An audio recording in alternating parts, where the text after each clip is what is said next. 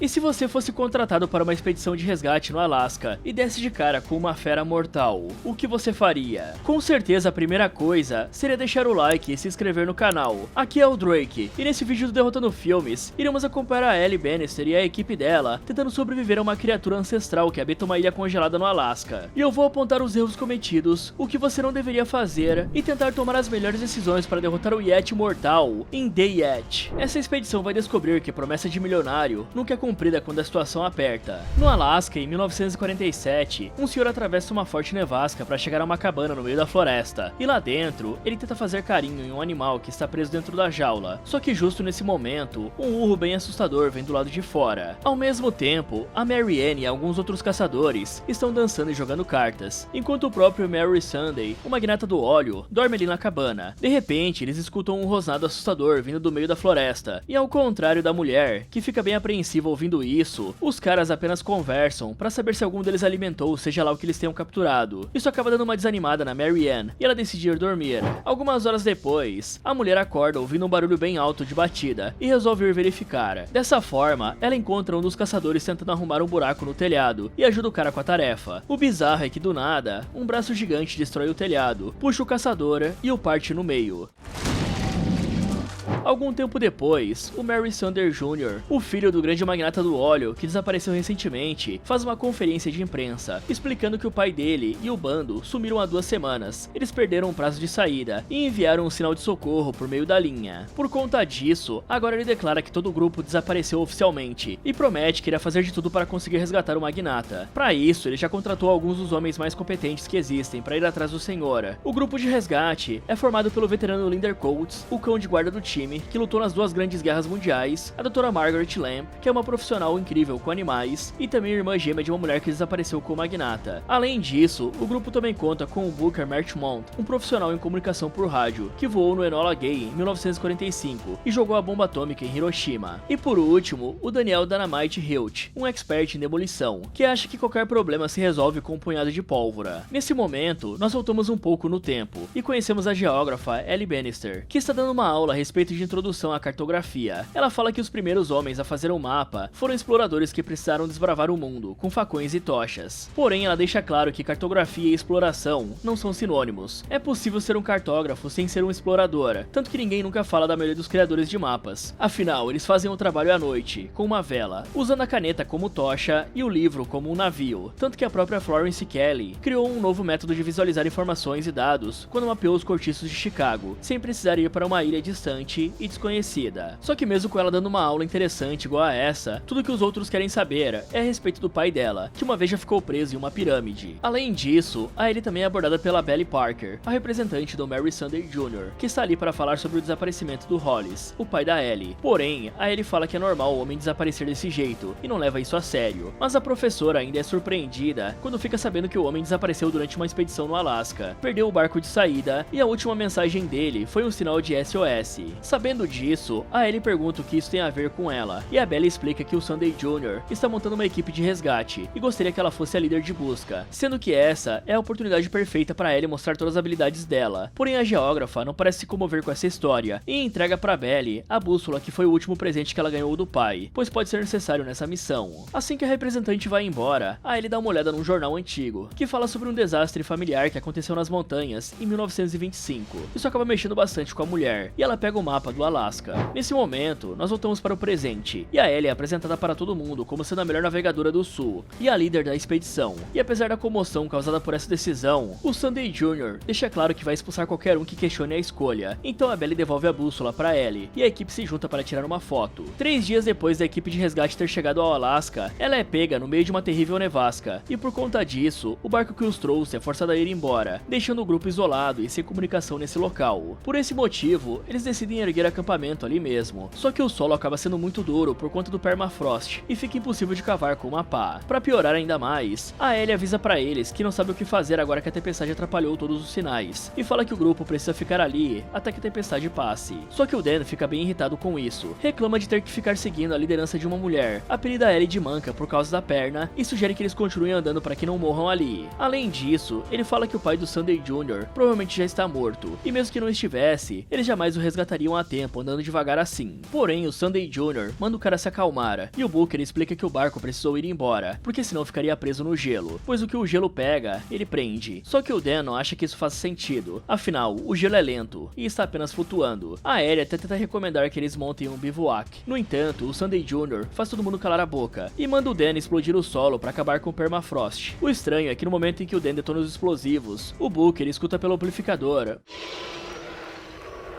ok, galera, a regra mais básica de não operar em território de predador ativo depois do anoitecer já estava sendo violada na expedição do Sunday Sr. antes mesmo do filho chegar para buscar ele. O caçador subiu para consertar o buraco no telhado à noite, com um bicho já rondando e um rosnado audível do lado de fora, e o braço gigante rasgou o teto por cima e arrancou o cara. Um telhado com um frio entrando não é uma emergência de madrugada, é uma emergência para ser arrumada no amanhecer. Se dava para ouvir o rosnado, dava para saber que o perímetro estava comprometido e que subir em um ponto alto exposto era entregar a silhueta. A correção silenciosa era cobrir o buraco com um cobertor até clarear. Você vai perder o aquecimento, mas preservava a vida, né? E depois só subir no telhado com a luz do dia e 2 vigias armados no perímetro. E depois dessa perda, o Sunday Jr. montou a equipe de resgate, repetindo um padrão em expedição polar, que é furado desde o Shackleton. E era não levar um único especialista em sobrevivência de gelo, quando a missão é literalmente entrar no gelo. Era um veterano de 2 guerras, a doutora de animais, o operador de rádio do Enola Gay, o demolidor Dynamite Dan e a navegadora geógrafa. São 5 pessoas competentes em nenhuma coisa específica de sobrevivência ártica. Pra quem não sabe, uma expedição polar de verdade leva alguém treinado para dormir em neve, cavar uma caverna em meia hora e navegar em tempestade sem visibilidade. A operação de Nanook, nos Estados Unidos, em 1946, mandou tropas com treinamento ártico específico para o Ártico canadense, não só militares genéricos. O que o Sunday fez foi tratar a sobrevivência como uma habilidade secundária que o cara durão improvisa, e no lugar dele, eu trocava o Dan por um guia polar treinado, porque a dinamite abre um buraco e faz um barulho na nevasca, mas um guia polar te diz quando parar de cavar e pra onde ir. E não se enganem, galera, tem gente com carga moral pesada na equipe. O Booker Markmont voou no Enola Gay em 1945 e jogou a bomba atômica em Hiroshima. Voar nesse avião coloca o Booker numa categoria rara de tripulante, aquele que carrega a missão mais pesada que um americano executou na guerra. O Claude Adderley, que voou no avião de reconhecimento da mesma missão, entrou em colapso moral nos anos seguintes, com tentativas de deslogar em internações psiquiátricas, e virou tema de livro sobre a culpa do piloto nuclear. O Booker espelhava esse arco silenciosamente, e isso pesava em tudo que ele ia fazer na expedição. Falando em currículo que pesa, vale lembrar a aula que a Ellie estava dando pouco antes de ser arrastada para essa expedição. Ela falava que cartografia e exploração não são sinônimos, que dá para ser cartógrafo sem nunca pisar em uma ilha distante. E a referência dela foi a Florence Kelly, que em 1895 mapeou os cortiços de Chicago junto com a Jane Addams no Hull House. O projeto dela tinha sido encomendado pelo Congresso americano desde 1892. O modelo era o Charles Booth, que fez a mesma coisa em Londres 6 anos antes. E o método novo era justamente apresentar um dado social em mapa colorido por nacionalidade e salário, um dos primeiros infográficos sociais da história. Tudo isso sem bota enlamada ou uma machete. E é exatamente o tipo de expertise que o Sunday Jr. achou insuficiente para liderar uma busca no Alasca. E o Alasca derruba a ideia central de comando logo na primeira noite. O solo congelado não cede para o mapa. O barco Erebus foi forçado a levantar a âncora, e o grupo tá sem um plano B de abrigo na tempestade. A Ellie recomenda um bivac na neve, galera, que é uma técnica que o Hollis usava. O Sunday Jr. manda ela calar a boca e autoriza o Dan a detonar dinamite para cavar a terra. Aí já são 2 borradas no mesmo ato. Primeiro, trocar expertise técnica por autoridade de chefe, e a segunda, produzir um barulho de detonação em terreno polar, com um predador grande rondando. O rosnado que o Booker escuta pelo amplificador logo depois confirma que o bicho escutou a explosão e não gostou nem um pouco. E uma caverna de neve funciona, porque a neve é um isolante melhor que a terra. Você constrói em 20 e 30 minutos. Só precisava andar um pouco e procurar neve o suficiente para fazer um túnel descendente com uma plataforma alta para dormir no calor que sobe, fazendo um furo de ventilação, e o interior fica a 0 grau, mesmo com menos 40 lá fora. A regra dos 3 da sobrevivência diz que o abrigo é a segunda prioridade depois do ar. 3 horas sem abrigo e um frio extremo mata. O Sunday tinha a solução grátis e silenciosa na frente dele, e o cara ignorou para firmar uma posição de mandão.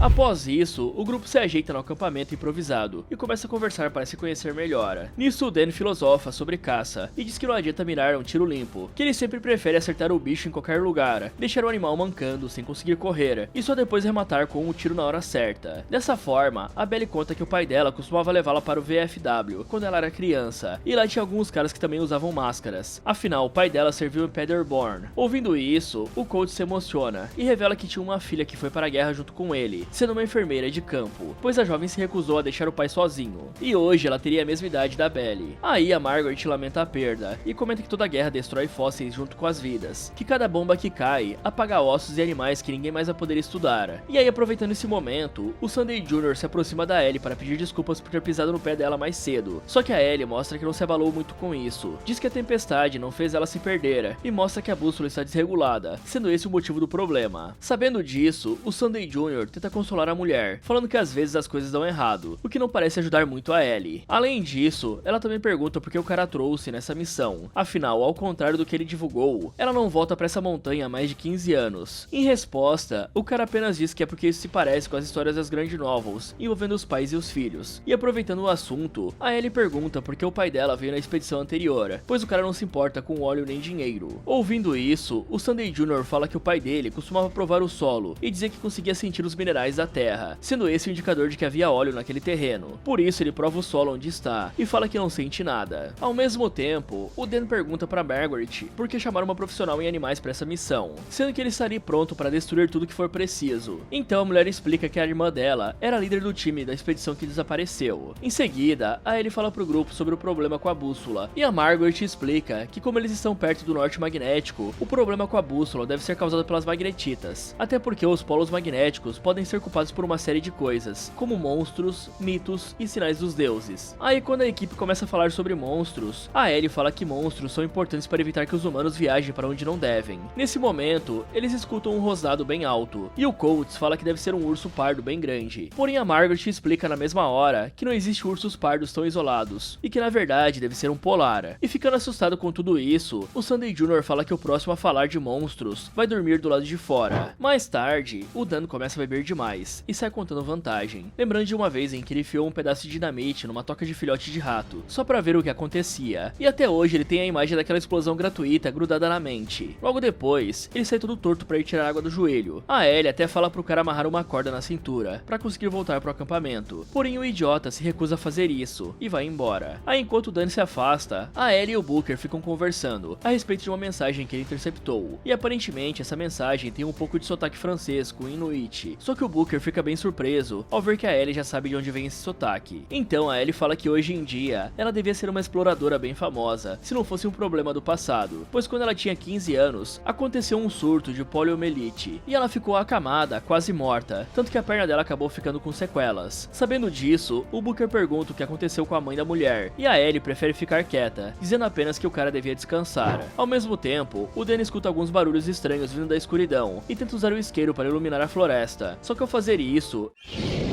ele dá de cara com um Yeti full putaço. A Ellie escuta o grito, percebe que o Dan ainda não voltou e decide procurar pelo cara. Só que pra isso, ela prende a corda na árvore e amarra na cintura. Mas conforme ela vai se afastando do acampamento, a Ellie vai sentindo que existe algo de estranho por ali. E de repente, a corda dela é arrebentada. Aí pra deixar a situação ainda mais bizarra, o Dan sai da escuridão todo ferido, assobiando e delirando. E chega a dizer que acabou de ver a irmã da Margaret por ali e que ela é bem bonita. Só que antes mesmo que a Ellie possa reagir à fala do cara, ele vai embora sem direção. E percebe que uma criatura assustadora está se aproximando. Por isso, ela se esconde atrás de uma árvore e faz o máximo de silêncio possível para não ser encontrada.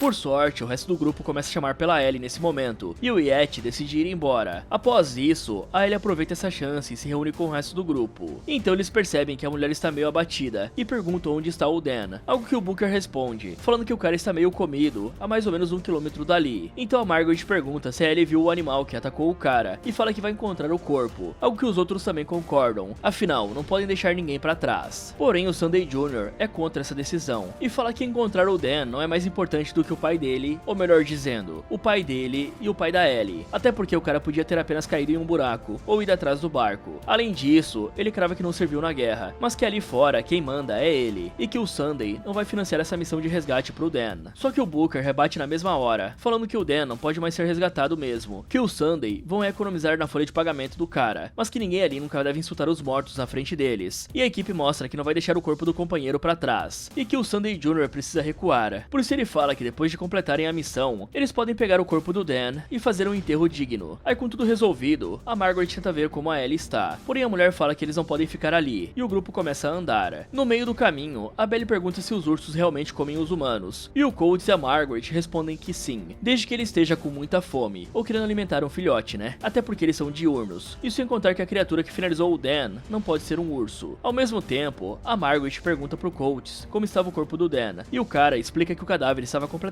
aberto e praticamente do avesso. Ouvindo isso, a Margaret fala que gostaria de ter examinado o corpo, então o Coates corrige a doutora, dizendo que aquilo não era um corpo, era o Daniel Hilt, e que trabalhar pro Sunday não significa agir igual ao Sunday, afinal o time honra quem cai. Por fim, ele diz que espera que a Margaret não tenha mais oportunidades de examinar gente. Enquanto isso, a Ellie está tentando achar um caminho até o posto avançado, porém o Sunday Jr. ignora completamente as palavras dela, pega o mapa e tenta seguir a pura intuição, dizendo que eles precisam ir para uma área com menos árvores. O problema é que nesse momento, o Coates percebe que a Belly sumiu e decide ir atrás dela, já que ele se apegou bastante à jovem depois de saber que ela tem mais ou menos a mesma idade da filha dele. E como será rápido e ágil sozinho, o veterano fala pros outros irem na frente, que depois ele aparece. Mas como a Belly poderia estar ferida, a Margaret se oferece para ir com o cara, e os dois vão junto atrás da garota. Já o Sunday Jr. e o resto da equipe continuam procurando pelo posto avançado. Bom galera, tem um tique de caçador amador que se repete desde que apareceu a espingarda pólvora, que é normalizar estrupiar o bicho antes do abate, deixar o animal mancando sem um tiro limpo, e rematar depois quando a dor trava o bicho. O Dan tava contando exatamente essa prática, como se fosse uma técnica de caçador experiente. Pra quem não sabe, isso tem um nome feio entre os caçadores sérios, chama tiro de mancar, e viola a ética de caça limpa, que circula desde o Bonnie and Crockett Club, fundado pelo Theodore Roosevelt em 1887, para separar um caçador de açougueiro. A regra era um tiro limpo em distância que o atirador domina, ou o abandono da caça, não estropiar por falta de posição. E logo nós vemos que o barulho que o Dan fez teve um preço alto, quando o Yeti pegou o cara na escuridão. O bicho não finalizou na hora, ele deixou o cara mancando até o acampamento, e só acabou com ele na segunda passada. O predador aplicou no Dan o método que ele tinha se gabado no início da noite. A corda guia oferecida pela Ellie e recusada pelo cara era a ferramenta mais barata de toda a expedição, e o cara simplesmente tratou como uma coleira. O sistema de corda em nevasca é a técnica tática consolidada desde o Shackleton, que registrou 3 casos da expedição Endurance de gente morrendo a menos de 50 metros da tenda, por perder a referência em uma tempestade branca. A 10ª Divisão da Montanha dos Estados Unidos treinou em Colorado durante a Segunda Guerra como uma corda guia obrigatória para operações alpinas, e a Operação High Jump de 46 para 47 usava uma linha de vida padrão entre as tendas da Antártida. O procedimento é ridiculamente simples: uma âncora em uma árvore ou uma estaca, um nó à volta do fiel na cintura do cara que sai, com um comprimento o dobro da distância estimada. 30 segundos de amarração cancelam um cenário mais comum de morte polar noturna, um adulto saudável se perdendo a 20 metros do fogo. O Dan recusou com piada e ainda somou mais 2 multiplicadores de risco em cima: a cachaça na veia e uma nevasca ativa. O Sunday Jr. devia ter mandado um vigia armado subir na linha com ele, porque em território de predador grande, a regra é nunca sair sozinho. E essa regra, a câmara do Sunday Jr. já tinha violado antes mesmo do Dan virar presa. O ego do cara custou a primeira morte desse grupo. E o tiro de mancar que o Dan escreveu no início da noite, virou um tiro de mancar contra ele, né? O bicho não finalizou o cara na primeira investida, feriu e deixou ele andando por ali delirando, e permitiu que ele voltasse à direção do acampamento, assobiando e falando da irmã da Margaret. Essa é uma técnica clássica de isca viva, e um predador inteligente usando o ferido para atrair o bando atrás dele. Esse tipo de comportamento está documentado em orcas, que coordenam ondas para derrubar a foca solitária do gelo depois que separam ela do grupo, e em lobos, que isolam o elo fraco do rebanho para atacar o resto em sequência. O Yeti fez a versão humana disso. Ele mandou o Dan ferido de volta para atrair o próximo, e a Ellie caiu na armadilha saindo sozinha atrás do grito. O que salvou ela foi o grupo gritando o nome dela alto o suficiente para o bicho calcular que não valia mais insistir naquela presa, porque ia cair no bando armado. E se alguém some e volta ferido em zona de caça, tem que considerar que é uma emboscada em andamento, né? Não um ferimento acidental. Uma busca desse tipo obriga uma formação com lanterna, arma e rádio, além de uma dupla mínima, com um cobrindo a retaguarda. E depois do Dan confirmado morto a 1 km dali, a autoridade que o Sunday Jr. tentou cravar sobre a tropa era uma autoridade de contrato, de folha de pagamento, e bateu em cheio numa parede antiga do Código Militar, que dinheiro nenhum quebra. Ele negou o resgate do corpo do Dan, achando que chefe manda e empregado obedece. Só que o Booker e o Coates explicaram ali na hora que nem sempre é assim. A regra de nunca deixar um camarada caído pra trás não é uma invenção, é uma tradição militar ocidental desde os espartanos, passando pelos legionários romanos com suas águias de legião, e chegando ao exército americano desde a Guerra Civil. O caso contemporâneo mais puro é a Batalha de Mogadíscio, em 93, quando Delta Force e Rangers brigaram 15 horas direto para recuperar os corpos de 2 pilotos abatidos. 18 americanos soldados tombaram no processo. A lógica é tática direta, uma tropa que sabe que vai ser recuperada, luta mais. E o Sunday Jr. descobriu no pior momento possível que a parte que ele não comprou é justamente a que manda no campo. A jogada certa era ceder na primeira frase e prometer recuperar o Dan depois. Ele levantou uma briga pela autoridade, logo quando o time acabou de perder alguém, e precisa de gesto de honra, não de discurso sobre quem financia o quê. E o diagnóstico por trás da bússola da Ellie girando para todo lado logo no primeiro dia era conhecido em exploração polar desde o século XIX. Não era um defeito de ferramenta. Para quem não sabe, galera, o norte magnético e o norte geográfico não ficam no mesmo lugar, são dois pontos diferentes. E na época do filme, o magnético ficava lá no arquipélago ártico canadense. Quanto mais perto dele, mais fraca fica a componente horizontal do campo, que é a que faz a agulha apontar. Acima de 75 graus de latitude, a bússola perde a vontade de apontar qualquer coisa, porque o campo já estava quase vertical, e ela tenta empurrar a agulha para baixo, além de juntar uma segunda camada. A rocha com magnetita no subsolo do Alasca cria uma anomalia local e faz a bússola girar sem compromisso. O sintoma é exatamente o que a Ellie mostrou, a agulha indo para toda direção. A Margaret identificou na hora, porque é uma leitura de bioma, não uma mágica. A pergunta que o Sunday Jr. devia ter feito antes de culpar a navegadora é outra, porque ele não levou um sextante, cronômetro marítimo e uma tábua de efemérides, o conjunto completo de navegação celestial, que era padrão ouro nessa época. Dava pra ter contratado alguém com um curso de astronomia básica antes de zarpar. Já o diagnóstico animal por rugido cai feio quando o terreno não combina com o bicho, né? O Coates ouviu um rosnado e cravou um urso pardo grande. Já Margaret rebateu na hora com dois dados reais que ele pulou, a biogeografia e ciclo. O urso pardo não ocorre tão isolado em um bioma ártico puro, porque depende de cobertura vegetal para engordar antes da hibernação. Então o urso pardo naquele pedaço do Alasca é estatisticamente improvável. Já o urso polar é um baita de um desgraçado que você não vai querer cruzar o caminho dele. Esse é o único urso considerado um predador obrigatório. Ele come carne pura, não hiberna de verdade, e no verão ártico ele caça 24 horas por dia, porque o sol não se põe. O urso pardo ataca defensivo, protegendo o filhote ou se for surpreendido em trilha. O urso polar ataca de modo predatório. Ele considera o humano comida legítima e persegue sem um rosnado de aviso. E tem um terceiro dado que os dois esconderam. O bicho atacou o Dan à noite, silencioso e numa floresta densa. Esse perfil também não é do polar. Ele prefere uma banquisa aberta, que é uma formação de gelo marinho.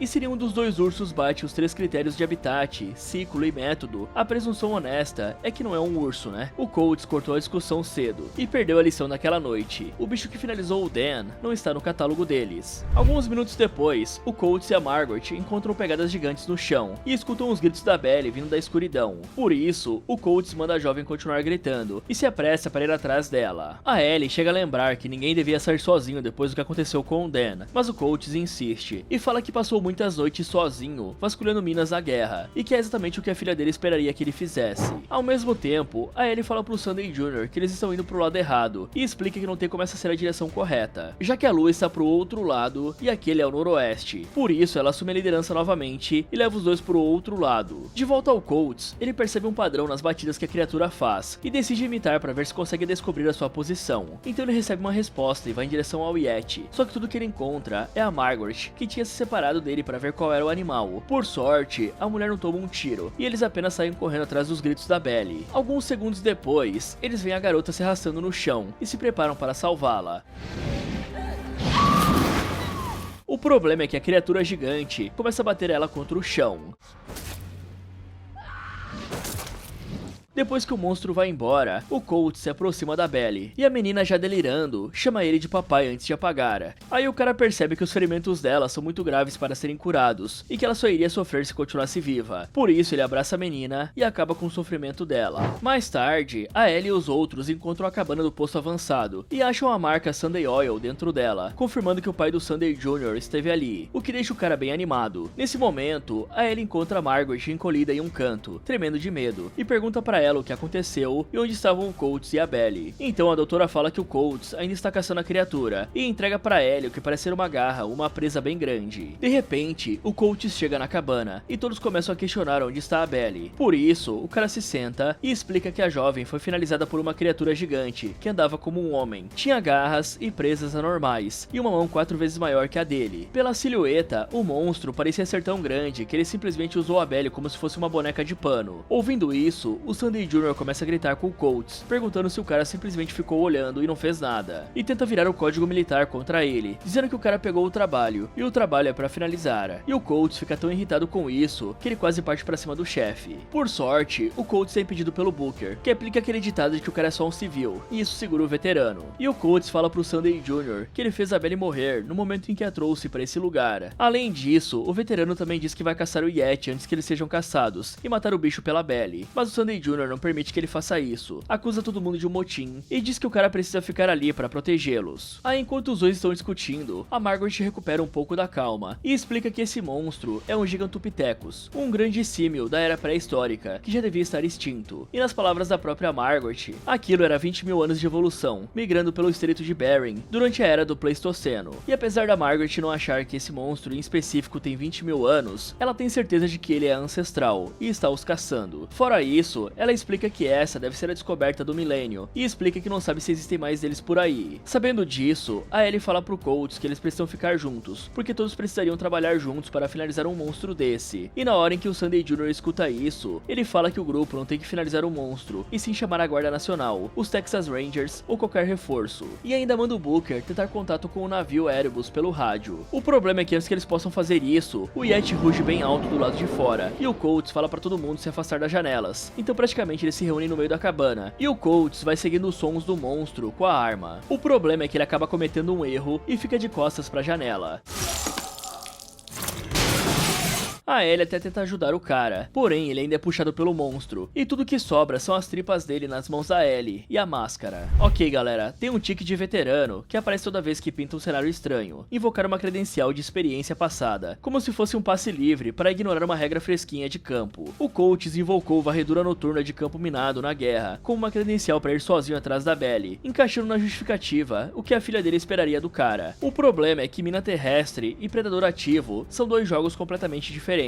A mina é o inimigo inerte, ela fica parada esperando o cara com o detector passar. Já um predador inteligente é o oposto, ele escolhe a hora e o ângulo, e prefere o alvo sozinho porque é o cardápio preferido do caçador grande. A Ellie chegou a verbalizar a regra naquela hora, o que tinha acabado de acontecer com o Dan, proibia a saída solo, né? E o Coates bateu por cima invocando o próprio currículo. Na floresta, ele ainda imitou o padrão de batidas do Yeti, achando que ia localizar o bicho, e isso fez ele virar uma isca do próprio som, porque chamar o predador desconhecido é técnica de caçador profissional que só se aplica com um animal já catalogado, nunca com um bicho que você não sabe se vai ler aquilo como um desafio, um convite ou um chamado de presa. O cara devia ter olhado por exemplo fresquinho que o próprio Dan deixou 2 horas atrás, e o diagnóstico que a Ellie fez da rota errada usando a lua como guia era uma leitura de navegador pré-GPS básica. Pra quem não sabe galera, a lua não é só enfeite no céu, né? Ela obedece o mesmo princípio de rotação da Terra que o Sol, nasce a leste e se põe a oeste, e cruza o meridiano no meio do trajeto. Quando ela está no estágio crescente ou minguante, as extremidades apontam uma linha imaginária, que aponta o sul aproximado no hemisfério norte. Já a lua cheia é uma referência direta, ela nasce no leste ao pôr do sol e se põe no oeste ao amanhecer. Basta saber que horas são mais ou menos, e a lua vira uma bússola gratuita. Os exploradores polares, tipo o Amundsen e o Shackleton, usavam a lua como um backup oficial quando o sol sumia por semanas. E o Sunday Jr. reagiu como se a mulher tivesse enlouquecido por usar a lua para navegar. E quem contrata uma navegadora de primeira para uma travessia polar e depois duvida quando ela lê o céu, devia calar a boca e aprender. E aí veio o truque mais antigo de patrão incompetente, invocar hierarquia formal, só quando ela serve ao bolso dele. Engraçado que pro Sunday, o contrato não obrigava ninguém a ter sentimento na hora de salvar o Dan, mas agora ele resolveu virar o maior defensor da hierarquia, cobrando codes como se o código militar fosse uma lei divina. Só que conduta é coisa de tempo integral, não é uma mercadoria que você escolhe quando usar só para economizar uns trocados. Pior ainda, foi a escolha de reforço, pedir pela Guarda Nacional, o Texas Ranger e o Erebus pelo rádio com o bicho rugindo na janela é pura burrice, né galera? Esse tipo de reforço demora horas para chegar numa cidade. Agora imagina num posto avançado do Alasca, na década de 40. O certo era ceder a autoridade tática pro Coates e discutir a hierarquia depois da ameaça neutralizada. E o diagnóstico dos Gigantopithecus que a Margaret soltou no meio do caos foi ciência pura. O Gigantopithecus Black é um grande símil real, identificado pelo paleontólogo alemão Ralph von Koenigswald em 1935, a partir de dentes vendidos na farmácia falácia tradicional de Hong Kong, como ossos de dragão. Ele viveu entre 2.300.000 anos atrás, no Pleistoceno, media até 3 metros em pé, pesava entre 200 e 300 quilos, e era o maior primata da história. Ele está documentado no sul da China e Vietnã, provavelmente aparentado aos grandes símios asiáticos modernos, e a leitura da Margaret baseada na garra recolhida e na silhueta descrita pelo Coates era competente. Bate com o que uma zoóloga de verdade faria em campo. A questão aqui é outra. O Gigantopithecus real era um herbívoro de floresta tropical densa, comia bambu, frutas duras e raízes. Os dentes gigantes eram justamente para triturar o vegetal fibroso. Nunca foi catalogado como um predador ativo, nem como um animal adaptado ao bioma polar. Para um descendente atravessar o estreito de Bering no Pleistoceno e virar carnívoro bípede na tundra do Alasca, precisaria de evolução em 3 frentes simultâneas: virar carnívoro, aguentar o frio polar e adotar uma postura bípede de caça. A Margaret podia ter dito apenas que era um grande símio ancestral, com adaptações inéditas. Dizer que eram Gigantopithecus nesse ponto é se adiantar demais. E aí veio o erro que matou o Coates. Ainda abalado pela morte da Parker, ele ficou de costas para a janela dentro da cabana, com um monstro rondando lá fora. Em um lugar fechado, isso é básico. Você não dá as costas para uma abertura sem proteção em território hostil. Um veterano de guerra sabe disso, e ele mesmo já tinha falado, né? Só que o cara já não tava inteiro ali. Um ato que ele tinha feito antes tinha acabado com a atenção e com o reflexo dele. E o Booker devia ter percebido isso na hora e assumido a frente, porque ninguém opera no mesmo nível 10 minutos depois de fazer o que ele fez. Depois de esperarem um tempo e confirmarem que o Yeti foi embora, o grupo prega algumas madeiras à janela para proteger a cabana. Em seguida, a Margaret dá uma olhada na cabana e descobre alguns corpos congelados ali, incluindo o da própria irmã. Porém, ela ainda consola a Ellie, falando que se o pai dela passou por ali, eles vão conseguir achar alguns traços dele. Porém, as más notícias só começaram, pois logo em seguida, o Booker revela que a antena de rádio está quebrada e que eles vão precisar de outra coisa para ampliar o sinal. Só que a Ellie não se importa com isso e apenas desabafa, falando que o Sunday Jr. só a trouxe na missão para vender uma história de herói, pois na verdade, ele nunca pensou que ela fosse capacitada. Por conta disso, ela começa a se culpar, dizendo que o Dan, a Parker e o Coates não teriam morrido se ele tivesse contratado alguém capaz. O Booker até tenta animar a mulher, dizendo que sem ela, eles estariam perdidos seguindo o Sunday Jr. Mas isso parece deixar a Ellie ainda mais triste, e ela fala que finalizou a própria mãe na última vez que se perdeu. Isso porque, quando a família dela estava subindo a parede sul do Monte McKinley, uma tempestade pegou eles no meio do caminho, e o pai da mulher teve que carregá-la por conta do problema na perna. Aí a mãe dela acabou se perdendo na névoa, e nunca mais foi encontrada. Por conta disso, o pai dela nunca mais conseguiu olhar para a própria filha, e até ela começou a se odiar, tanto que os mapas se tornaram a única forma dela ver o mundo. E aí, aproveitando a oportunidade, o Booker fala que até hoje vê o esqueleto das pessoas que finalizou com a bomba atômica, contando que a luz era tão forte que dava pra ver os ossos dos próprios dedos de olho fechado, e mostra que ainda guarda uma foto de quando estava no exército para se lembrar do que fez. Então ele fala que a morte da mãe da Ellie foi culpa da montanha, e diz que concorda com o Sunday Jr., no sentido de que a história dela realmente vai ser digna dos livros de história, quando ela criar coragem para escrever. Aí, se sentindo um pouco melhor, a Ellie fala sobre aquele pedido de socorro que o barco recebeu quando estava partindo, e o Booker entende na hora que isso significa que eles criaram uma torre de rádio por ali, e se eles acharem essa torre, podem mandar um pedido de socorro. Alguns minutos depois, eles encontram a torre de rádio, e o Booker decide subir para arrumar a conexão. Mas antes disso, ele entrega a arma e o rádio para Ellie, contando inclusive que o rádio tem nome, e é o último bem que ele tem desde o treinamento militar, dando uma rápida aula de como atirar, e ainda brincando com o apelido Slow Walk da Ellie. Porém, ele deixa claro que ela deve correr na hora em que avistar a criatura, e lutar é o último recurso. Então ele pede para Ellie não perder o rádio, fala que vai ficar tudo bem, e sobe a torre enquanto a Ellie fica ouvindo o rádio. Alguns segundos depois, o sinal é restabelecido, e a mulher começa a escutar uma música e avisa o Booker sobre isso. O problema é que além de escutar, ela também começa a viajar na música. Por isso, ela não escuta os barulhos do Yeti, nem os gritos do Booker mandando ela correr. E quando ela finalmente volta para a realidade, a escada da torre se quebra, e o Booker acaba caindo. Mas por conta da corda, ele fica pendurado. E aí, sem saber o que fazer, a Ellie apenas se afasta, e fica olhando enquanto o Yeti ataca e finaliza o Booker de uma maneira brutal.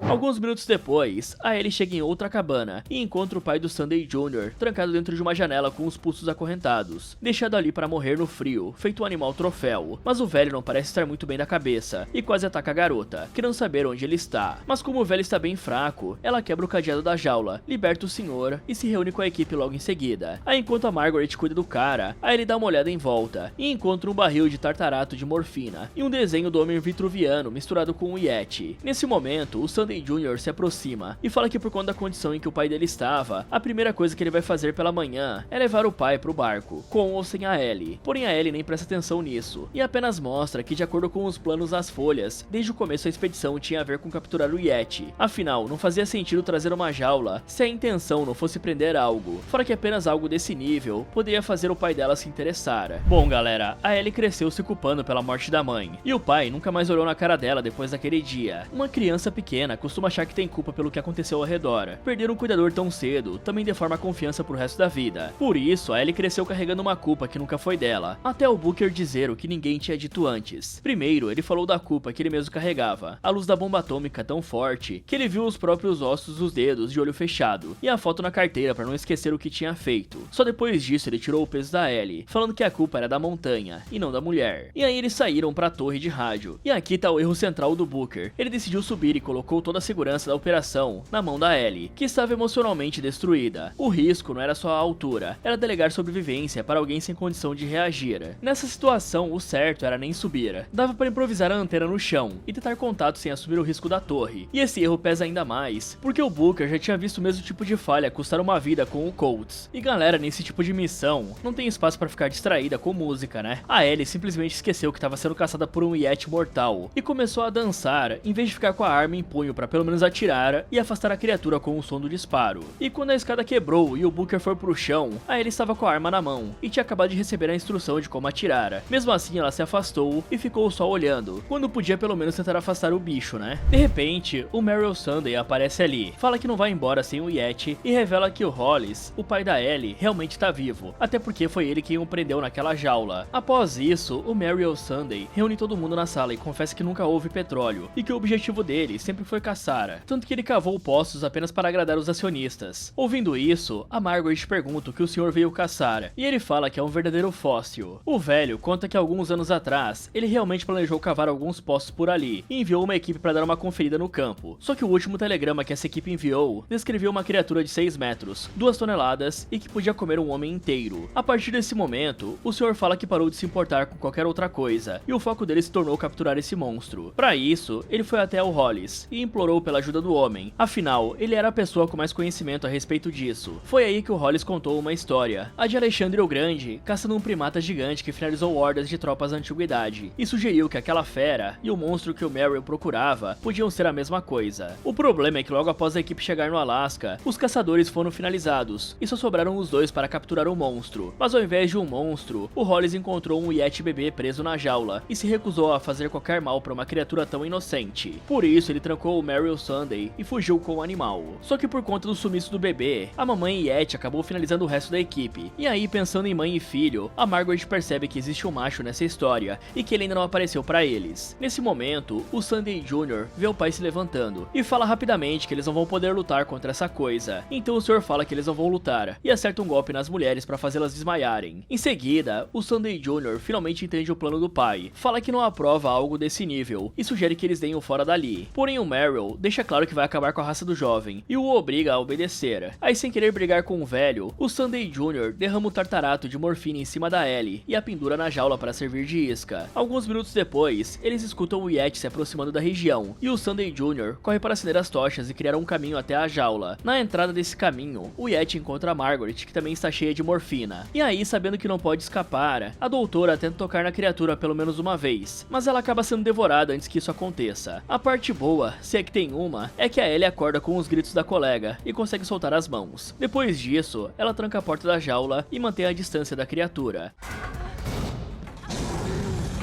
O problema é que o Yeti simplesmente vira a jaula e tenta usar os braços longos para cortar a mulher. A sorte da Ellie é que a morfina que estava no corpo da Margaret faz efeito nesse momento e apaga o monstro. Vendo isso, o Meryl manda o filho ir amarrar a criatura e fala que vai pegar mais tranquilizante para derrubar o Yeti. O que o Sunday Jr. não sabia é que o tranquilizante estava em uma caixinha bem ali. Alguns segundos depois, o cara se aproxima da jaula e acaba sendo pego de surpresa pela Ellie, que enforca ele com uma corda e o apaga completamente. Só que infelizmente, a Ellie está muito machucada pra ir longe, principalmente por conta da perna, e ela acaba caindo no chão e sendo alcançada pelo Meryl. E aí, achando que a mulher finalizou o Sunday Jr., eles vaziam um frasco de tranquilizante no pescoço da coitada. Enquanto isso está acontecendo, o Hollis aparece ali falando que veio recuperar o seu coração. Ouvindo isso, o Meryl pergunta se o cara trouxe o bebê primata e sugere que eles façam uma troca. Mas ao mesmo tempo em que isso está acontecendo, a Ellie se força a ficar acordada, pega a garra do Yeti que ganhou da Margaret e enfia na perna e no pescoço do velho. Assim que isso acontece, o Meryl percebe que não tem muito tempo sobrando e começa a culpar o Hollis por todas as mortes que aconteceram, perguntando se valeu a pena trocar 20 homens por apenas 2 animais pré-históricos. Depois disso, o Meryl vai de base e a Ellie apaga completamente.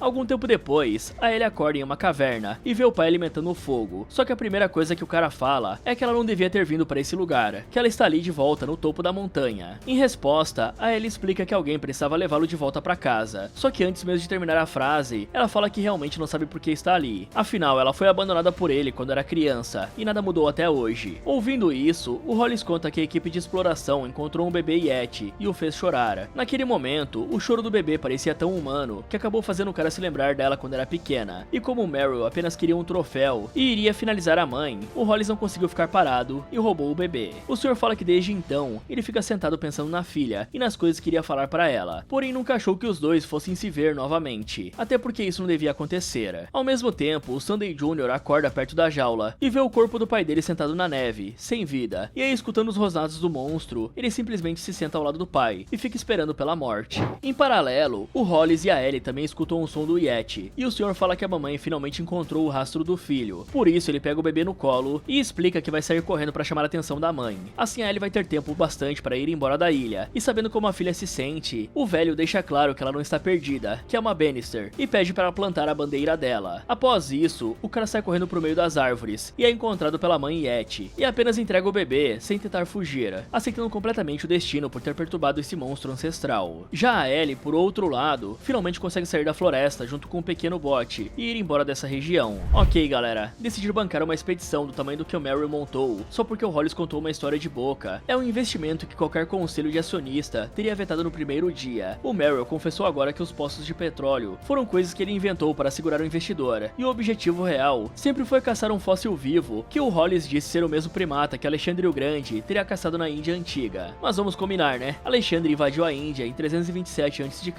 e nenhum registro sério da campanha fala de um primata gigante devorando uma tropa. Isso é uma história inflada para dar peso. E o Meryl tratou essa conversa de fogueira como uma fonte confiável. E fica ainda pior quando você pensa no Yeti em si. A lenda real vem do Sherpa Yete, que basicamente significa urso rochoso. E a fama de abominável Homem das Neves veio de uma má tradução de 1921, quando um jornalista em Calcutá pegou a palavra tibetana Meto Kangmi e traduziu Metó como sujo. Depois isso virou abominável para ficar mais chamativo. E aí, após mais de 100 anos de expedição sérias, o Eric Shipton, em 1951, fotografou pegadas do Everest que foram interpretadas como trilha de urso. O Edmund Hillary, em 1960, testou um couro cabeludo de Yeti de um mosteiro nepalês e descobriu que era um pelo de serou, uma espécie de antílope cabra local. E lá por 2010, o Brian Sykes analisou o DNA das amostras atribuídas a Yeti e só achou urso marrom himalaiano, urso tibetano e cachorro. Ou seja, o Meryl construiu toda a operação em cima de duas bases frágeis, um relato oral não verificado e uma criatura sem evidência sólida. Isso não é um risco calculado, é uma aposta cega, né? Eu no lugar dele mandava primeiro uma equipe pequena, com 2 fotógrafos de confiança, antes de encomendar um barco grande e outra equipe maior ainda, porque primeiro você reconhece o terreno e depois pensa no resto. Já a mãe de um predador grande com um filhote por perto simplesmente não mede risco, e isso explica uma parte importante da história. Quando Hollis tirou o bebê, a mãe voltou em desespero e matou o que restava da equipe. Nesse tipo de espécie, a fêmea com cria costuma ser o bicho mais perigoso de todos. Uma ursa cinzenta de 200 quilos enfrenta sem hesitar o macho de 700 quilos que chegar perto do filhote, e se a cria some, ela simplesmente não recua. Em 2023, uma câmera armadilha na reserva de Glacier Bay, no Alasca, registrou um urso pardo e um lobo cinzento em cima de uma fêmea de alce com filhote, e os conservacionistas da área resumiram bem: um alce adulto com cria vira um adversário brutal para qualquer bicho. E vamos combinar, né galera? Se o Hollis larga o filhote ali e foge com a Ellie, tinha uma grande chance da mãe ir apenas atrás do filhote por conta do cheiro, e eles teriam tempo de correr até a praia para escapar, sem precisar desse sacrifício heróico do cara. Mas agora falando das notas, vamos começar pelo Meryl Sunday Jr. Esse aqui tirou uma nota 0, né? Era um baita de um cagão, que herdou o dinheiro do pai e mandou na expedição achando que era uma reunião de acionistas no escritório de Nova York. O Jr. não ouviu a Ellie no